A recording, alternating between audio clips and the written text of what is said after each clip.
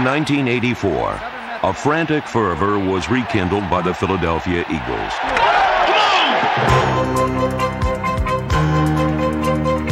There was renewed pride in a team whose spark was ignited by a defense that preyed upon its opponents.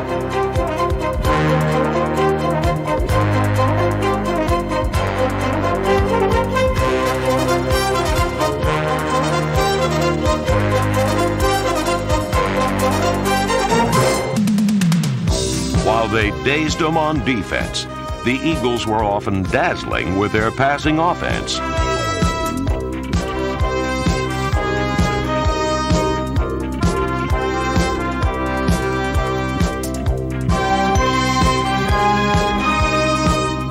Yet what the Philly faithful admired most in their Eagles was a fighting spirit, a spirit which enabled them to rebound from heartbreaking defeats and injuries to stand proudly on the brink of success.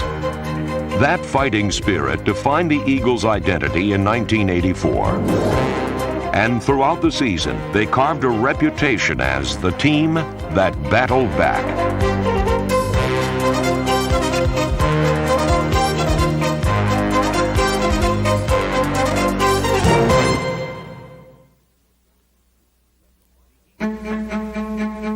The Eagles were poised to prove that the light at the end of the tunnel would be progress in 1984.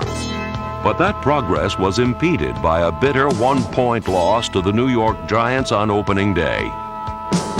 Philadelphia endured 3 more defeats as victories seemed to slip through their grasp all too easily.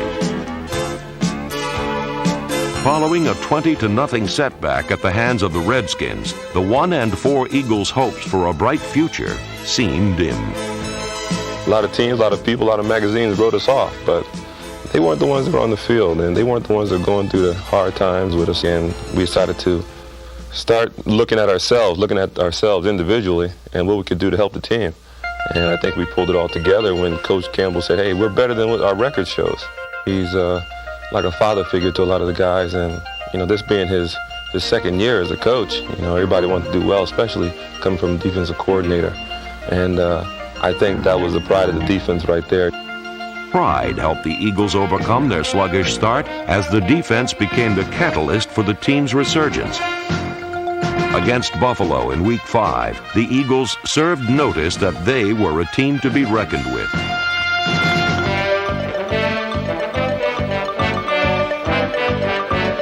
While the defense shut down the Bills' attack, Ron Jaworski opened up the Eagles' offense, throwing for 2 touchdowns. When the gutsy Jaworski challenged the Bills head-on, Philadelphia secured a 27-17 victory. Jaworski suffered a painful rib injury, but the league's most durable passer battled back the following week against Indianapolis. With his hot hands still sizzling, he burned the Colts for almost 200 yards in just 1/2 of play. Suddenly, the Eagles were looking toward their first 3-game winning streak in 3 years and were once again on the road to respectability. That road began at home, where the fans never wavered in their support. But the team had yet to get their hands on a truly formidable foe. Perhaps the playoff-bound Giants were expecting to meet the same team they had burned for 4 touchdowns in Week 1. Instead, the visitors encountered a high-flying act which completely grounded them. While the Eagle defense zeroed in on Phil Simms, Ron Jaworski found an inviting target in fleet-footed Kenny Jackson, number 81.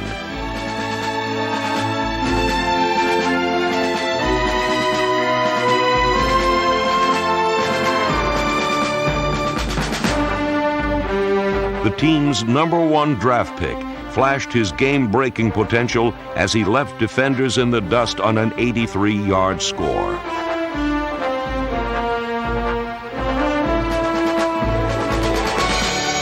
But Jackson's heroics were short-lived as he suffered a separated shoulder that would sideline him for 5 weeks.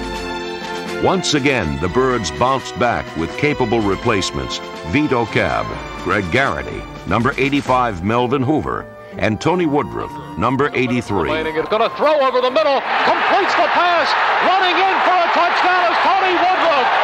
The 24-10 victory showcased the Eagles' depth at wide receiver. But standing tall among the pack is Mike Quick, the hands-on favorite to dismantle a defense. He has the moves and the speed to turn a game into a one-man thrill show.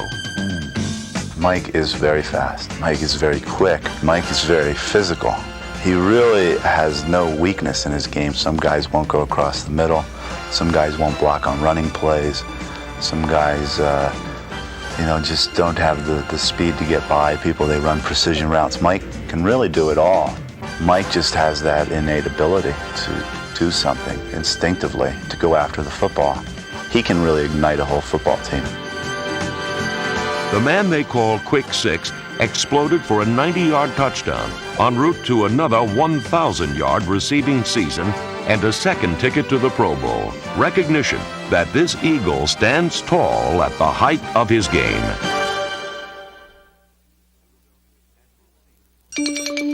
At mid-season, Philadelphia paid homage to 11 former Eagles who are enshrined in the Pro Football Hall of Fame. Two-way in from Indiana, Pete Kehoe. Among that esteemed group is Steve Van Buren, whose career rushing yardage and attempt records were eclipsed this season by Wilbert Montgomery. After a serious knee injury in 1983, Montgomery rode the comeback trail, taking the reins of the running game to lead the team in rushing for the 6th time.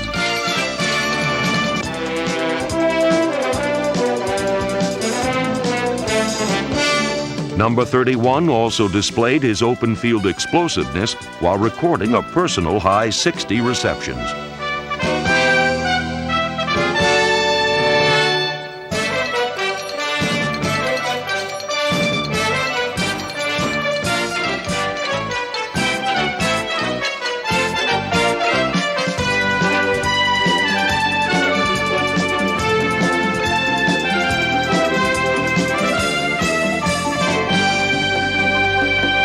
Montgomery provided flashes of brilliance in a season otherwise disappointing for its rushing output.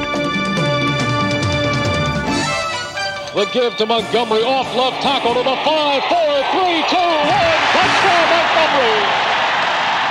Wilbert always has something to give to the fans, but it was uncertain whether teammate John Spagnola would be able to give anything to anyone after being sidelined in 1983 with a possible career-ending injury. Spagnola rebounded in a big way, snaring 65 passes, tops among NFC tight ends.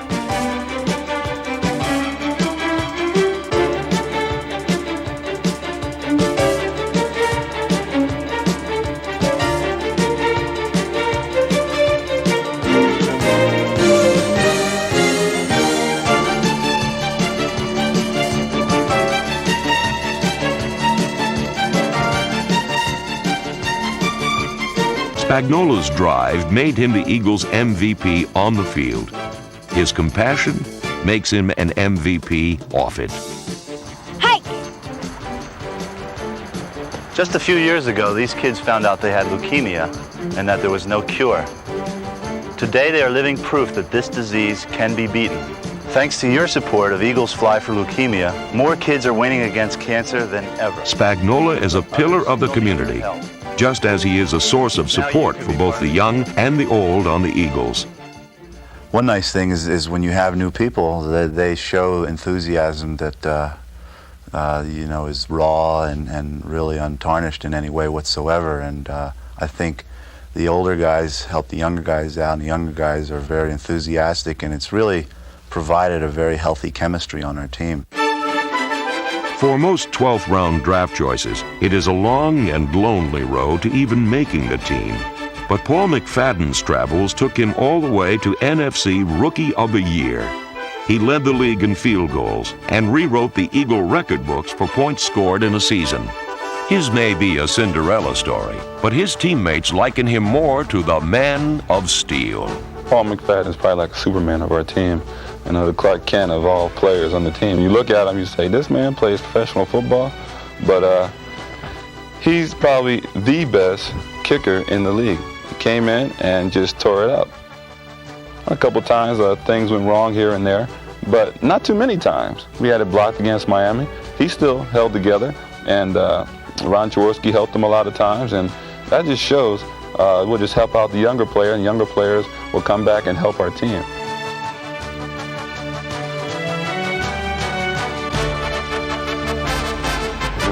Thanks to another special teamer who made his mark as well, the Eagles were able to get a leg up on their competition. Punter Mike Horan is a former electrical engineer, and when his left leg booted the ball, he sent shock waves through the opposition.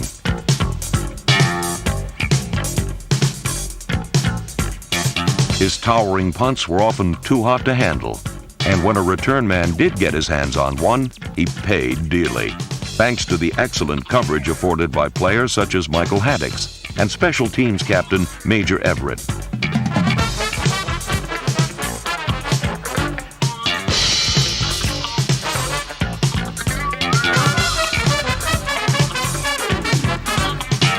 Also running under Horan's precisely pointed punts were Dave Pasella, Lawrence Sampleton, and number 55, Mike Reichenbach.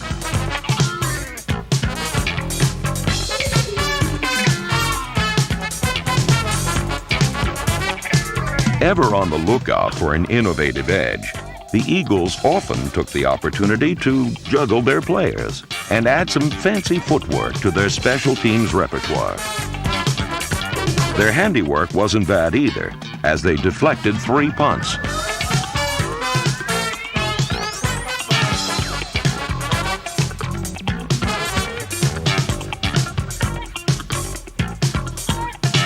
When this block resulted in a touchdown by Rich Cranack, number 52, the Eagles proved they had the determination to create the big plays when they needed to, and the teamwork to make them count.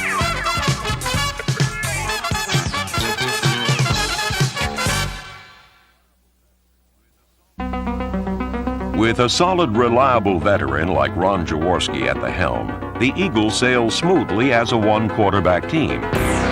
While on the field, Jaws steers the Eagles clear of rough waters. On the sidelines, first mate Joe Pisarcik is valuable as both understudy and cheerleader. But it is Jaworski who charts the course of the offense once the ball is snapped.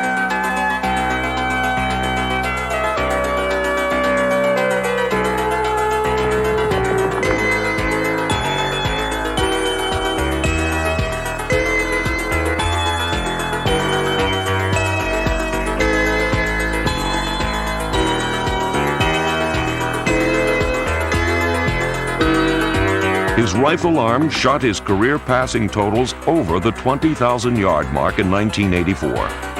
And his leadership qualities enabled Jaworski to bring out the best in younger players. All quarterbacks endure pressure, but Jaworski continually rises above it. When he succumbed to injury, Dean May, number 5, and Joe Pisarcik, number 9, answered the distress call. Pisarcik is cut from the same mold as Jaworski and proved it when he became the first player other than number 7 to open at quarterback for the Eagles since 1976. Against New England, Pisarcik led the Eagles to a hard-fought win and the team's 5th victory at home after only one in 1983. While Pisarcik and Jaworski solidified the passing attack, the young offensive line, minus ailing veteran Jerry Sizemore, often endured growing pains. But the combination of Dean Miraldi, Steve Kenny, Mark Dennard, Ron Baker, and Leonard Mitchell showed promise at pass blocking. With the help of Hubie Oliver, number 34, they opened up sight lanes that led straight to the end zone.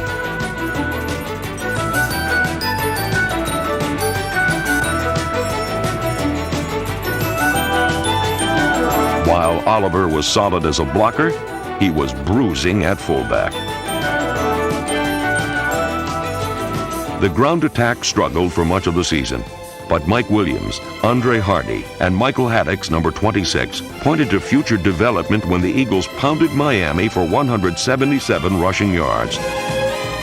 The blocking was crisp, and Jaworski was razor sharp against the then undefeated AFC champions as the Eagles put on one of their best offensive performances of the year.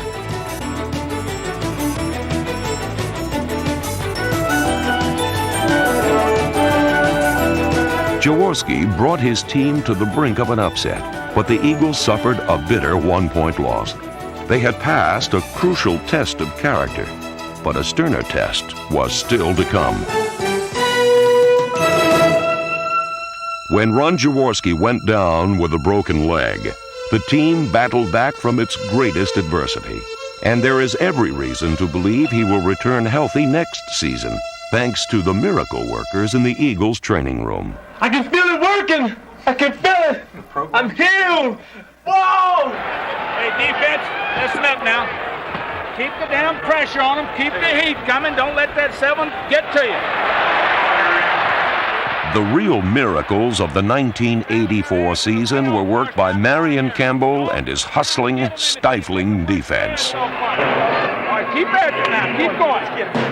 This unit ranked 27th in the league after 5 weeks, but then suddenly started to click. Providing the spark was the defensive line, anchored by Ken Clark, Greg Brown, and Dennis Harrison, number 68. These three collected 38 of the team record 60 sacks. No trio of down linemen totaled more. Greg Brown was a deadly weapon who could be launched from all over the field, even flat on the turf.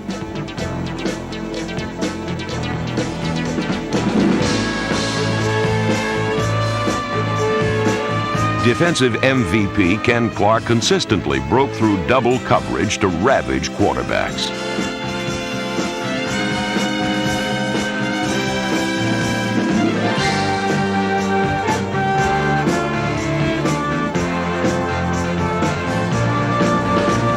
Providing support on the line were Harvey Armstrong, number 96, Tom Struthers, and Byron Darby, number 94. The perfect complement to the pass rush was the tenacious play of the linebacking core, which includes number 59, Joel Williams. Number 56, Jerry Robinson, was the leading tackler for the third straight year despite a nagging shoulder injury.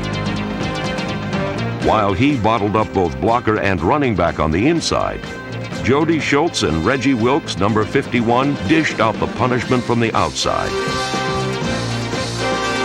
Anthony Griggs, number 58, often appeared out of nowhere to make the big play.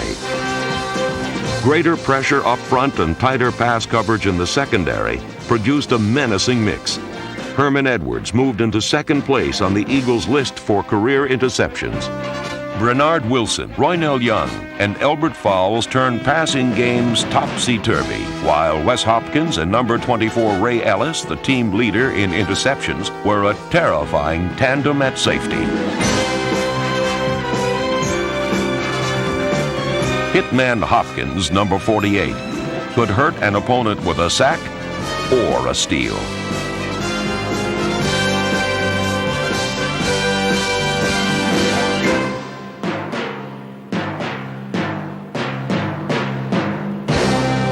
The Eagle defense had returned to the swarming, daring style molded by Marion Campbell in the late 70s, but they had yet to beat the elite of the NFL. In Week 12, a fired-up defense went on the warpath against a team they hadn't defeated in their last 6 meetings, the Washington Redskins.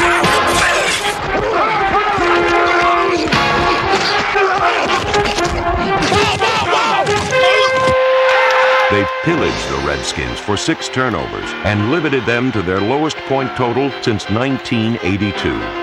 And once the Eagles' special teams went on a rampage, the Redskins were facing a 16-10 deficit. Jeff Hayes hits it. It is fading to the far side of the field. It is taken by Andre Waters. Waters up across the 20. Gets free at the 25-30. Andre Waters 35-40.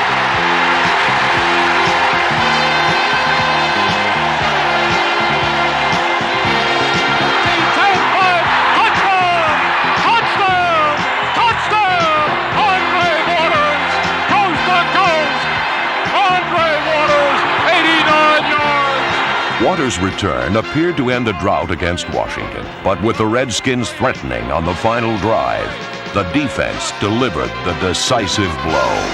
3rd and 7, 10 seconds left. Theismann is back. He's under a rush. Now steps up, fires, intercepted. Intercepted by the Eagles, Elbert Fowles. Elbert Fowles picks it off with 4 seconds left, and he holds the ball. He holds the ball to the Redskins, and he's going to run to the sideline as the Eagles are going to wrap up a win today. Elbert Fowles picks it off, and that's going to be all she wrote with 4 seconds left. Upset City today here at the Vet, and the crowd is loving it. It's about time, damn it. Woo. Been a long dry spell against those people. Hey. Oh, man. Hell of a bargain. Huh? You deserved it. Oh, did you? Sure. To fight through a season like we have and the battles we've had to come up for the past few weeks and sustain to get the consistency that we're looking for, pay it off today and a win. Total team effort. I'm so proud of our guys for hanging through. They just fought like hell to win. That was a tough football game on both sides today. The Redskins are a great football team, and just a good, tough battle today.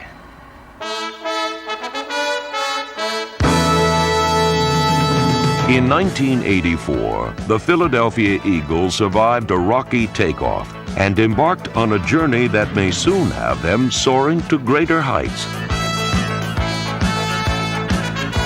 They defied the odds, earned respect, and proved themselves to be the team that battled back.